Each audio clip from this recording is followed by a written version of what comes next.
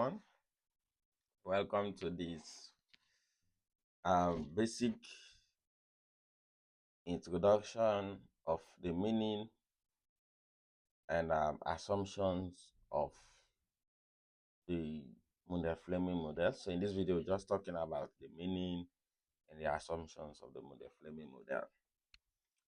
So basically, the Mundell-Fleming model, or commonly also referred to as the RSLM-BP model, is a short-run model that explains the effect of fiscal, monetary, and exchange rate policies in a small open economy. So it is a short-run model. So if it is a short-run model, it means that it has element of the Keynesian economic assumptions, where prices are stable, you understand, and the economy and is small open economy, stuff like that. So it's a model that seeks to explain the interaction, the effect of the interaction between fiscal, monetary, and exchange rate in an economy. So it is an extension of the closed economy, ISLM. So remember, the closed economy, ISLM, where we may have 2 or 3 sectors, basically consumption, investment, and the government, without no net export component or foreign trade. So the Mundell-Fleming model goes beyond that by incorporating international trade and capital flows in its analysis.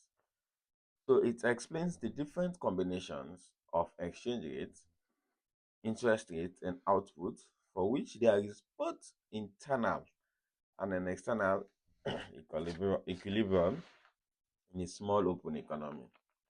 So it explains the different combinations of exchange rate or interest rate and output for which there is both internal and external equilibrium in a small open economy. So unlike the ISLM model, we just focus on internal equilibrium. The Mundell-Fleming MFM model or ISLM-BP model incorporates both the internal equilibrium because it still has IS and LM. However, by including BP, which is balance of payment, then it's match both the internal and an external equilibrium in a small open economy. So finally, in other words, it gives the level of output and interest rates, brackets exchange rates. So we are saying output and interest rate because we still have IS and LM. But we also have to consider exchange rate because we have BP, balance of payment. So it is the level of output, interest rate, or exchange rate for which the IS, LM, and BP are in equilibrium.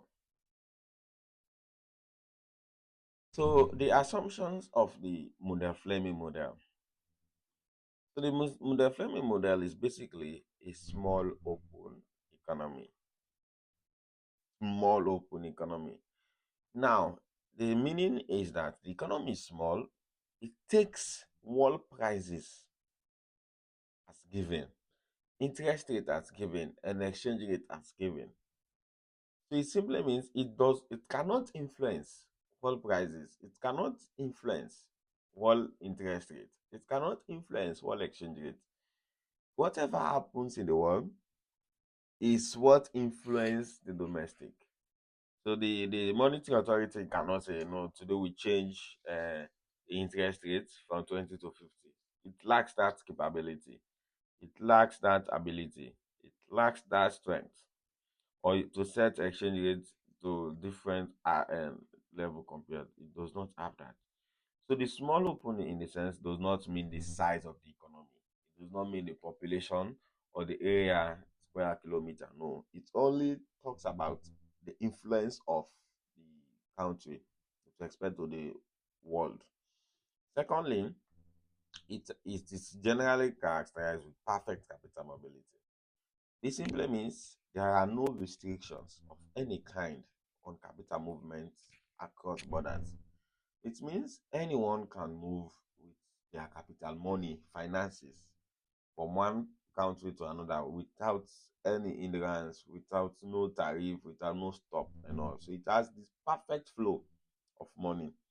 So because of this, it means the domestic interest rate or rate of interest R is always equal to the world interest rate in that small open economy. Then finally, it is a short run model. So because it's a short run model, prices are assumed to be fixed. And prices are fixed. So in other words, we often do not talk about price changes. We do not reflect price changes in the Mundell-Fleming model because that will complicate the analysis. Yeah? So in the next video, we'll talk about the various components of the Mundell-Fleming model.